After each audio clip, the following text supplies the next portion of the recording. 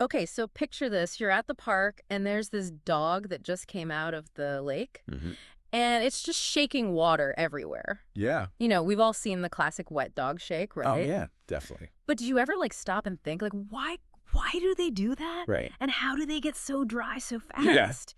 So it turns out, like, this really simple behavior is actually like a window into some pretty amazing neurology. Yeah. So we've got this really cool research article from Science, and it like takes a deep dive, unintended, into the hows and the whys of the wet dog shake. Uh-huh. And guess what? It's not just about dogs. Oh, So get ready to learn about how your brain processes the world too. yeah. It's fascinating how this behavior isn't just limited to dogs. Right. We see it across a whole range of furry mammals, Yeah. from little tiny mice to majestic lions. Oh, wow. It's like a universal language for getting dry and clean. Yeah, totally. The article calls it a reflex. Right. So it's not like dogs are consciously choosing to shake. It's just like hardwired into their brains. Yeah. And it's super efficient too. You know, water bugs, dirt, anything clinging to their furs just gets flung off Yeah. in like seconds. It's like their built-in cleaning system. Exactly. And what's really cool is this research isn't just about animal behavior. It's Wow. helping us understand how our own brains process sensory information, Right. especially touch. So Okay. you see, there's this neuroscientist named Cara Marshall who's quoted in the article, Uh-huh. and she talks about how complex our sense of touch really is. Right. It's not just an on-off switch. Yeah. It's incredibly nuanced. Right. Like we can tell the difference between a raindrop and a fly landing on our arm. Exactly. Or a hug from a friend versus a scratchy sweater. Precisely. Now, think about that from an animal's perspective, Okay. especially in terms of survival. Right. They need to know instantly if something on their skin Mm. is a potential threat Yeah. or just a harmless annoyance. Right. Like, is it the wind rustling their fur or a Yeah. predator? Oh, lurking in the shadows. Wow. Their sense of touch is crucial for reacting quickly. That makes a lot of sense. I guess we humans don't rely on touch in the same way for survival these days. Right.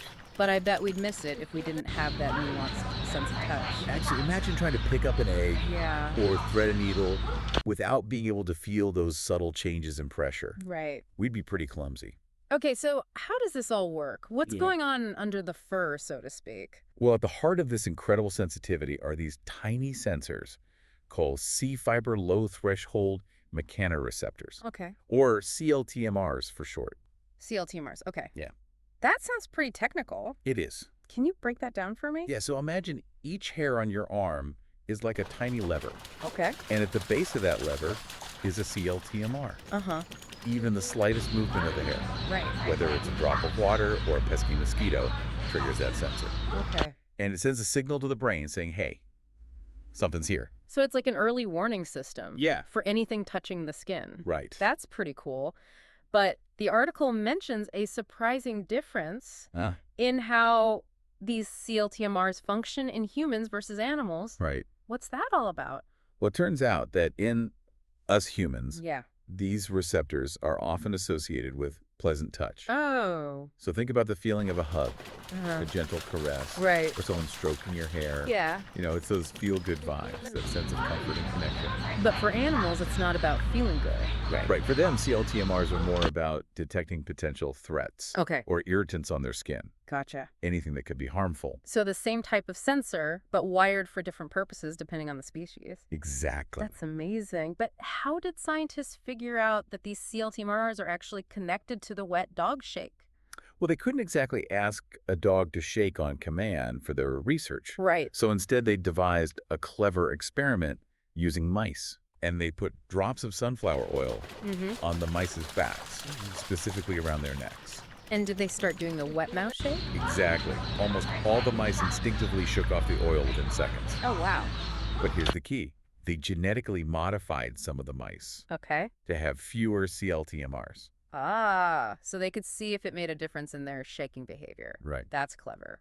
And the mice with fewer C-LTMRs shook significantly less. So less sensitivity equals less shaking. Right. That makes sense. But how does a tiny touch sensor in the skin trigger a complex whole body shake? Yeah, It's not like the skin is directly connected to the muscles, is it? that's where the brain comes in. Okay. Researchers were able to trace the pathway of the signal Uh-huh. from those C-LTMRs all the way up to a specific area of the brain. Hold on, this is where it gets really interesting, right? It does. This signal goes all the way to a region called the parabrachial nucleus. Parabrachial nucleus, say that 3 times fast. I know, right?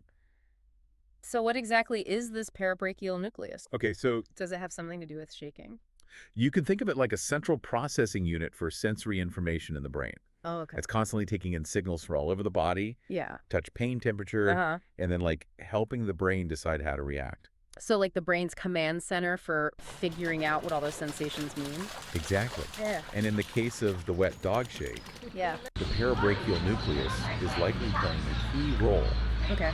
in coordinating those rapid-fire muscle movements that make the shake so effective.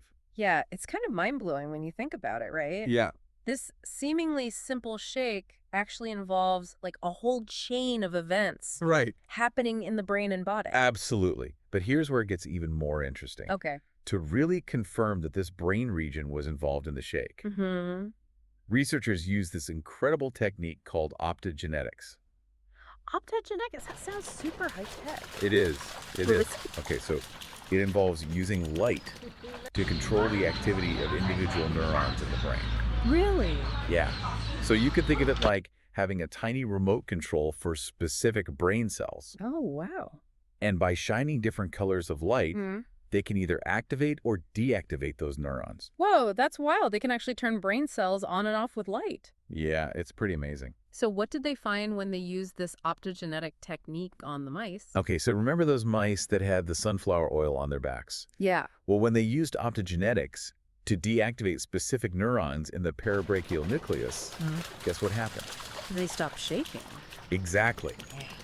The mice shook much less when those neurons were turned off. Wow. It was even more evidence that this region of the brain is a crucial part of that shaking reflex. That's amazing. But did it affect any of the mice's other movements? That's a great question. Like, could they still walk around and scratch and stuff? Yeah, that's the important part. The mice could still move around, Yeah. groom themselves, scratch all those normal behaviors. So this tells us that the neural circuit they identified Uh-huh. is very specific to that shaking reflex, Right. triggered by stuff on their fur. Exactly. So it's not just any old movement. Right. It's a very specialized circuit in the brain just for shaking it off. Yeah.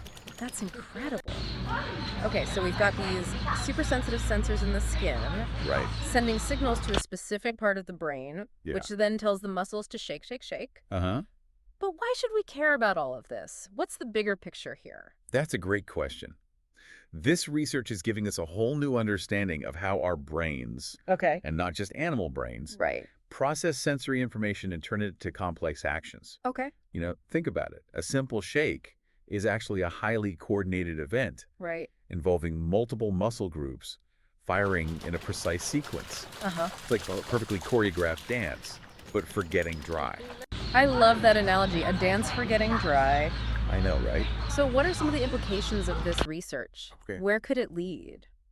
Well, for one, it could help us better understand and treat certain neurological conditions, Okay. both in animals and humans. Okay.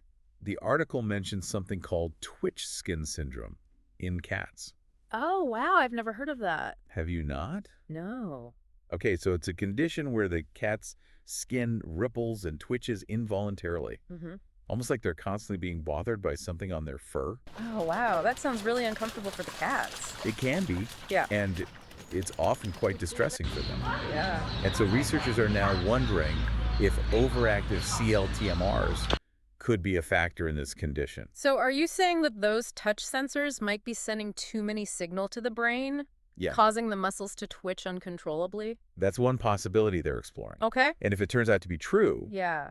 imagine the possibilities. Right. You know, understanding how these sensors and neural pathways work could lead to new treatments for twitch skin syndrome, Uh-huh. and maybe even similar conditions in humans. Now that would be amazing. Are there any human conditions that scientists think might be related to these C-LTMRs? Actually, there are certain types of skin hypersensitivity Oh. where even the lightest touch can cause pain or discomfort, Right. could potentially be linked to how these C-LTMRs function. I've heard about that condition. Yeah, I can't imagine how difficult it must be to deal with that kind of sensitivity on a daily basis. absolutely. And while we don't know for sure yet, Yeah. it's possible that understanding this wet dog shake reflex Uh-huh. could hold some clues for understanding and even treating those types of sensitivities in humans. Wow, so this one research paper about a dog shaking itself dry could have implications for treating some serious conditions. That was pretty amazing. In both animals and humans, it really makes you appreciate how much we can learn from studying the natural world around us. Yeah. Even something as seemingly ordinary as a wet dog shake. Absolutely. It's a great reminder that there's so much more to discover, even in the things we see every day. Okay, so next time I see a dog shaking, I'm going to be looking at it in a whole new light. Uh-huh. I won't just see a wet dog. I'll see this intricate process happening. Right. This dance between the senses, the brain, and the muscles. Yeah. It's incredible. It truly is. This seemingly mundane behavior has opened up a window Yeah. into the complexities of the brain and nervous system. Mm-hmm. And it might even hold the key to helping us understand and treat certain neurological conditions. So what's the one big takeaway you hope our listener walks away with from this deep dive? I think the key message is that even the most commonplace behaviors, Okay. like a dog shaking off water, Yeah. can be incredibly complex and fascinating. Right. This research has shown us that the wet dog shake, Uh-huh. something we've all seen countless times, Yeah. is actually a remarkably sophisticated reflex Right. involving specialized sensory receptors, intricate neural pathways, Yeah. and precise muscle coordination. Wow. It's a testament to the incredible power of evolution and the intricate workings of nature. And it's a reminder that there's always more to learn, always more to explore. Exactly. And who knows what other amazing discoveries are waiting to be made Right. just by paying closer attention to the world around us. I love that. So to our listener, next time you see a dog shake or a cat groom or even feel a shiver run down your own spine, Yeah. take a moment to appreciate the incredible complexity of your nervous system. It's a masterpiece of biological engineering Yeah. honed over millions of years of evolution. Absolutely. And who knows, maybe you'll be inspired to make your own discoveries about the hidden wonders of the natural world. I hope so. All right, that wraps up another deep dive. We'll catch you next time for another fascinating exploration of science and the world around us. It was my pleasure. Yeah, it really makes you wonder what other hidden complexities we're missing out on in our daily lives, right? Absolutely. Yeah. This is just one example, and it really highlights how much we can learn from studying animals Mm-hmm. and their amazing adaptations. Yeah. The wet dog shake might seem simple, Right. but it's opened up this whole new avenue of research Yeah. into how our brains and bodies work. Yeah, it's like that saying, the more you know, the more you realize you don't know. Exactly. And this research has definitely left me with more questions than answers. Right. Like, what other behaviors that we just take for granted Yeah. might hold similar clues to understanding the brain? Right. What other secrets are waiting to be unlocked? It's pretty exciting to think about, isn't it? It is. So before we wrap up, I want to try something a little different. Okay. Instead of me asking you for a final takeaway, I want to turn the tables. Okay. If you could ask our listener one question Mm-hmm. to get them thinking about this research, Yeah. what would it be? Okay, let me think. Take your time. Okay, how about this? Think about your own sense of touch. We've been talking about how sensitive a dog's skin is. Right. But how aware are you Uh-huh. of the different sensations that you experience throughout the day? Oh, Can you notice the difference between the feeling of your clothes on your skin yeah. or the gentle breeze on your face or even the pressure of your fingers typing on a keyboard? Yeah. Take a moment today Okay. to really tune in to your sense of touch. Yeah. You might be surprised by what you discover. I love that it's such a simple challenge, Yeah. but it really gets you thinking about how much we take our senses for granted. Yeah, for sure. And who knows, maybe paying closer attention to our own sense of touch could even lead to some personal insights or discoveries. Absolutely. There's a whole world of sensory experiences Right. waiting to be explored Yeah. in our own bodies. Well said. I think that's the perfect note to end on. Yeah. A big thanks to our expert for taking us on this deep dive into the wet dog shake. Oh, it was my pleasure. It turns out there's a lot more to it than meets the eye. Yeah, more than we think. And to our listener, we hope you enjoyed this deep dive and learned something new today. Until next time, keep those brains curious and stay tuned for more fascinating explorations of science and the world around us. See you next time.